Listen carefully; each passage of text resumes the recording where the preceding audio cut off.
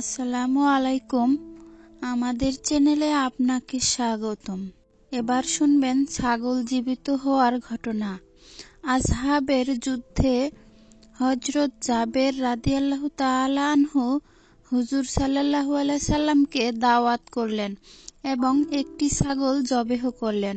হুজুর সাল্লাল্লাহু আলাইহি সাল্লাম সাহাবায়ে কিরামকে নিয়ে যখন ঘরে গেলেন, তখন তিনি খাবার এনে হুজুরের সামনে রাখলেন। হুজুর সাল্লাল্লাহু আলাইহি সাল্লাম দেখলেন যে খাবারের তুলনায় মেহমানের সংখ্যা অনেক বেশি। তখন হুজুর সাল্লাল্লাহু আলাইহি সাল্লাম ফরমালেন দিলেন, কয়েকজন করে এসে খানা খেয়ে যাও। এভাবে কয়েকজন করে খেয়ে সবাই খানা খেয়ে বের হয়ে গেলেন।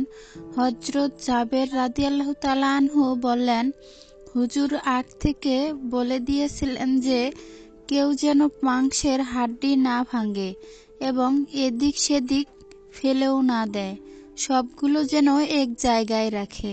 সবাই যখন খেয়ে নিলেন, তখন তিনি নির্দেশ দিলেন, ছোট বড় সব হাড্ডি একত্রিত করে ফেলো। অতঃপর তিনি তার পবিত্র হাত মোবারক এগুলোর উপর রেখে কিছু পাঠ করলেন। হাত মোবারক তখনও হাড্ডির উপর ছিল এবং পবিত্র মুখে কিছু পড়তেছিলেন। এদিকে দেখা গেল হাড্ডির মধ্যে কিছু একটা পরিবর্তন হচ্ছে। দেখতে দেখতে হাড্ডি মাংসের শরীরের গঠন হয়ে কান ঝাড়া দিয়ে সেই ছাগল দাঁড়িয়ে গেল। হুজুর ফরমালেন, জাবের, তোমার ছাগল তুমি নিয়ে যাও। দলায়েলে নবুয়াত ২৪ নম্বর পৃষ্ঠা। ইসলামের বাস্তব কাহিনী, প্রথম খণ্ড। হারানো উটের ঘটনা। তাবুকের যুদ্ধে হুজুর সাল্লাল্লাহু আলাইহি সাল্লাম এর উটটি হারিয়ে গিয়েছিল। এক মুনাফেক মুসলমানকে বলল, তোমাদেরও মুহাম্মদ তো নবী দাবি করে, অথচ এবং তোমাদের রবের আসমানের কথা শুনায়, অথচ তার উটটির হদিস তার কাছে নেই। হুজুর সাল্লাল্লাহু আলাইহি সাল্লাম যখন মুনাফেকের এ কথা শুনলেন, তখন ফরমালেন, নিশ্চয়ই আমি নবী এবং আল্লাহ আমাকে অদৃশ্য জ্ঞান দান করেছেন। শুনো, আমার উটটি অমুক জায়গায় দাঁড়ানো আছে, এক বৃক্ষের সাথে এর নাকের রশি আটকে গেছে। যাও, ওখান থেকে উটটি নিয়ে এসো। নির্দেশ মতো সাহাবায়ে কিরাম গিয়ে দেখলেন যে ঠিকই উটটি সেই জায়গায় দাঁড়ানো ছিল এবং ওটার নাকের রশিটি এক বৃক্ষের সাথে আটকে গিয়েছিল। গল্প ৩। উম্মে ফাতেমার ফরিয়াদ। সিকন্দরিয়ার অধিবাসী উম্মে ফাতিমা নামে এক মহিলা মদিনায় হওয়ার পর ওর এক পা ক্ষত ও অবশ হয়ে যায়, ফলে চলাফেরা করতে অক্ষম হয়ে গেল। লোকেরা মক্কা মুআজ্জমার দিকে যাত্রা দিল, কিন্তু সে যেতে পারল না। একদিন সে কোনো প্রকারে রওজা পাকে হাজির হলো এবং রওজা পাক তোয়াফ করতে করতে বলল, ইয়া হাবিবাল্লাহ, ইয়া রাসূলুল্লাহ। লোকেরা চলে গেল, আমি রয়ে গেলাম। হুজুর, আমাকে হয়তো পাঠানোর ব্যবস্থা করুন অথবা আপনার সমীপে তলব করুন। সে এরকম বলতেছিল। ইত্যবসরে ৩ জন আরবি যুবক মসজিদে নববীতে প্রবেশ করে জিজ্ঞাসা করতে লাগলো, মক্কা মুআজ্জমায় কে যেতে চাচ্ছে? উম্মে ফাতেমার সঙ্গে সঙ্গে বলল, আমি যেতে চাচ্ছি। ওদের মধ্যে একজন ওকে বলল, তুমি দাঁড়াও। উম্মে ফাতেমা বলল, আমি দাঁড়াতে পারি না। যুবকটি বলল, আপনার পা লম্বা করুন। সে পা লম্বা করল। যখন ওরা ক্ষত পা দেখল, তখন ওরা ৩ জনেই বলে উঠল, ঠিক আছে, এসো। অতঃপর ওরা ওকে উঠায়ে বাহনের উপর বসায়ে দিল এবং মক্কা মুআজ্জমায় পৌঁছায় দিল। উম্মে ফাতিমা ওদের এ সহযোগিতার কারণ জিজ্ঞেস করল। ওদের একজন বলল, আমাদেরকে স্বপ্নে হুজুর সাল্লাল্লাহু আলাইহি সাল্লাম নির্দেশ দিয়েছেন, এ মহিলাকে মক্কায় পৌঁছিয়ে দাও। উম্মে ফাতিমা বলেন, আমি খুব আরামে মক্কায় পৌঁছে গেলাম। গল্প ৪। এক মুসলিম তরুণীর কাহিনী। নামাজ পড়তে চেয়ে বিয়ের রাতে মারা গেলেন যে নারী, এক মুসলিম তরুণীর সত্য কাহিনী। আজ তার বিয়ে। মহা ধুমধামে চলছে সব আয়োজন, চারিদিকে উৎসব। মাগরিব নামাজের পর তাকে মেকআপ দেয়া হলো, সুন্দর সাদা বিয়ের পোশাক পরানো হলো। এই করতে করতে এশার আজান হলো। তখন তার মনে পড়ল তার অজু নষ্ট হয়ে গেছে। সে তার মাকে বিষয়টা জানালো। মা, আমি অজু করে এশার নামাজ পড়তে চাই। তার মা এতে বিস্মিত হলেন। তুমি কি পাগল হয়ে গেছো? দেখছো না সবাই তোমার জন্য অপেক্ষা করছে? তোমার মেকআপের কি হবে? পানিতে তো সব ধুয়ে যাবে। তখন তিনি বললেন, আমি তোমার মা, আমি নির্দেশ দিচ্ছি তুমি এখন নামাজ পড়বে না। তুমি যদি এখন অজু করো তবে আমি কষ্ট পাব। মেয়ে জবাব দিল, নামাজ না পড়ে আমি এখান থেকে যাব না। মা, তুমি জানো না নামাজের মাপ নেই? মানুষ আল্লাহর অবাধ্য হতে পারে না। তার মা জবাব দিলেন, মেকআপ ছাড়া তোমাকে দেখলে মেহমানরা তোমাকে নিয়ে কি বলবে? তাদের চোখে তোমাকে কি সুন্দর লাগবে? তোমাকে দেখে তখন তারা কৌতুক করবে। মেয়ে তখন বলল, মা, তুমি কি এই নিয়ে চিন্তা করো যে আমি সৃষ্টির দৃষ্টিতে সুন্দর কিনা? আমার স্রষ্টা নিয়ে কি ভাবো? আর আমি ভাবছি আমি যদি আমার নামাজ বাদ দেই তবে তার দৃষ্টিতে আমি সুন্দর হব না। মেয়েটি তখন তার অজু করতে শুরু করলো। তার সব মেকআপ মুছে গেল, কিন্তু সে ওসবের কিছুই পরোয়া করলো না। তারপর নামাজ শুরু করলো। যথারীতি নামাজ আদায় করতে লাগলো, কিন্তু তখনও জানতো না এটাই তার শেষ নামাজ।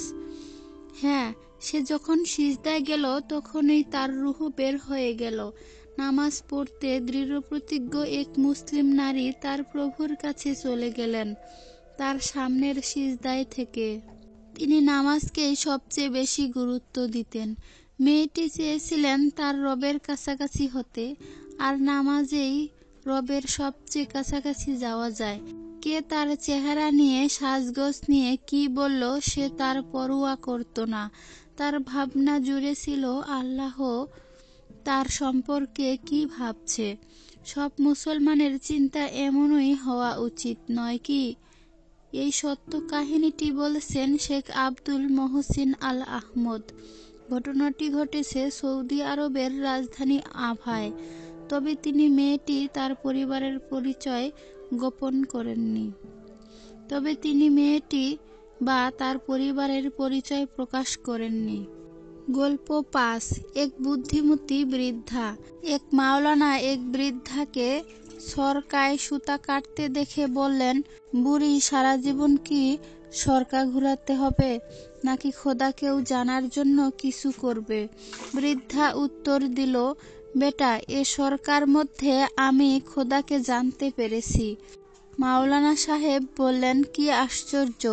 তাহলে বলুন দেখি আল্লাহ মওজুদ আছে কিনা? সে বলল, প্রতিটি মুহূর্তে, রাত দিন সবসময় আল্লাহ মওজুদ আছেন। মাওলানা সাহেব জিজ্ঞাসা করলেন, এটা কিভাবে? সে বলল, এভাবে, যেমন যতক্ষণ পর্যন্ত আমি এ সরকারতে চালাতে থাকি ততক্ষণ এটা চলতে থাকে, এবং যখন আমি এটাকে ছেড়ে দিই তখন এটা সে অবস্থায় থেমে যায়। তাই যদি এ ছোট সরকার সব সময় চালকের প্রয়োজন হয়, তাহলে জমিন, আসমান, চাঁদ, সূর্যের মতো বিশাল সরকারগুলো চালকের প্রয়োজন কিভাবে না হতে পারে? অতএব যেভাবে আমার কাঠের সরকা একজন চালকের প্রয়োজন, সেরকম আসমান জমিনের মতো বিশাল সরকারও চালকের প্রয়োজন। যতক্ষণ পর্যন্ত সে চালাতে থাকবে ততক্ষণ পর্যন্ত এসব সরকা চলতে থাকবে, এবং যখন সে ছেড়ে দেবে তখন থেমে যাবে। কিন্তু আমি কোনো সময় জমিন, আসমান, চাঁদ, সূর্যকে থেমে থাকতে দেখিনি। এতে প্রমাণিত হয় যে এগুলোর চালক সবসময় মওজুদ আছে। মাওলানা সাহেব পুনরায় জিজ্ঞাসা করলেন, আচ্ছা বলুন দেখি, আসমান জমিনের চালক একজন কি দুজন? বুড়ি জবাব দিল, একজন, এবং এর প্রমাণও আমার এ সরকা। কেননা যখন আমি এ সরকাকে আমার মর্জি মোতাবেক যেদিকে চালনা করি, তখন এ সরকা আমার ওই মর্জি মতো সেদিকে চলে। যদি অন্য আরো একজন চালক হতো তাহলে সে হয়তো আমার সাহায্যকারী হয়ে আমার মর্জি মোতাবেক চালাতো। তখন সরকার গতি বৃদ্ধি পেয়ে স্বাভাবিক গতির মধ্যে তারতম্য সৃষ্টি হয়ে উৎপাদনের ব্যাঘাত হতো। আর যদি সে আমার মর্জিও বিপরীত এবং আমার চালনার উল্টো দিকে চালাতো, তাহলে এ সরকার হয়তো থেমে যেত অথবা ভেঙে যেত। কিন্তু এরকম হয়নি, কেননা আমি ছাড়া অন্য কেউ এটা চালায়নি। অনুরূপ আসমান জমিনের যদি দ্বিতীয় আর একজন চালক হতো, তাহলে নিশ্চয়ই আসমানি সরকার গতি বৃদ্ধি পেয়ে রাত দিনের গতিবিধির মধ্যে তারতম্য এসে যেত, বা থেমে যেত বা ভেঙে যেত। যখন এরকম হয়নি, তাহলে নিশ্চয়ই মনে করতে হবে আসমান জমিনের সরকার চালকও একজন। গল্প 6। এক আলেম ও তার স্ত্রী। এক আলেম তার স্ত্রীকে নিয়ে ট্রেনে করে শ্বশুর বাড়ি যাইতেছেন। তাদের পিছনের সিটে বসে আছে এক জেনারেল শিক্ষিত লোক। লোকটির বউয়ের পর্দা তো দূরের কথা, বরং খোলামেলা ভাবেই যাইতেছে। ওই আলেমের বউ এর অবস্থা তার বিপরীত। এক পর্যায়ে ওই আলেমকে উদ্দেশ্য করে লোকটি বলতে লাগলো, মোল্লারা নিজেদের বউকে আবদ্ধ করে রাখে, একটু খোলামেলা রাখতে জানে না, ইত্যাদি ইত্যাদি। তখন ওই আলেম দাঁড়িয়ে লোকটিকে বললেন, আলেম ভাই, আপনার এই ব্যাগটাতে কি? লোকটি বলল, আমার গোপন জিনিসপত্র আছে আর টাকা পয়সা আছে। আলেম বলল, সেখানে কেন রেখেছেন? লোকটি বলল, লুকিয়ে সেবে রেখেছি। আলেম বললেন, আমিও আমার স্ত্রীকে এভাবেই যত্ন করে রেখেছি, যেন কেউ না দেখে, কারণ আমার কাছে আমার স্ত্রী খুব মূল্যবান। পকেটের টাকার চেয়েও কোটি গুণ বেশি, আর আপনি আপনার বউকে পকেটের টাকার চেয়েও বেশি ভালোবাসেন না বা মূল্যবান ভাবেন না।